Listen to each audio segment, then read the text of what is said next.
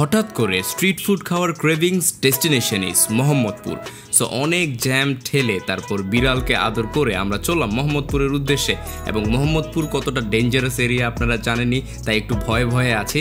And এখানে আমরা এসেছিলাম নিজামস কিচেনে, বাট আনফর্চুনেটলি আমরা নিজামস কিচেনে না পেয়ে একটা মুড়ির দোকানে যাই। সেখানে দই ফুচকা এবং আরেকটা চমৎকার ফুচকা ট্রাই করি, যেটা হচ্ছে মাংস দিয়ে বানানো ফুচকা, চিকেন ফুচকা।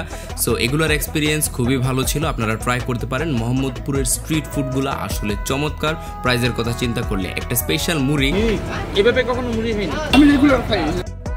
এরপরে আমরা মোমো খাওয়ার জন্য চলে গিয়েছি আরেক জায়গায়। অ্যান্ড এখানে আমরা সব ধরনের মোমোই ট্রাই করে দেখেছিলাম। আমি বিয়ে করলে আমার বউরে নিয়ে একটা ছবি আপলোড দিব আর ক্যাপশন দিব, আমি তোমাকে মোহাম্মদপুরের স্ট্রিট ফুডের মতো ভালোবাসি। শিয়া মসজিদ দিয়ে পার হয়ে আমরা একটা কাবাবের দোকান পাই, সেখান থেকে আমরা কাবাবও ট্রাই করি। খুব বেশি ভালো ছিল না, তবে দাম অনুযায়ী ঠিক আছে। সবশেষ ডেস্টিনেশন হচ্ছে আমাদের সিঙ্গাপুর জুস কর্নার। অ্যান্ড এইখানকার জুস নাকি ঢাকার মধ্যে সবচেয়ে বেস্ট।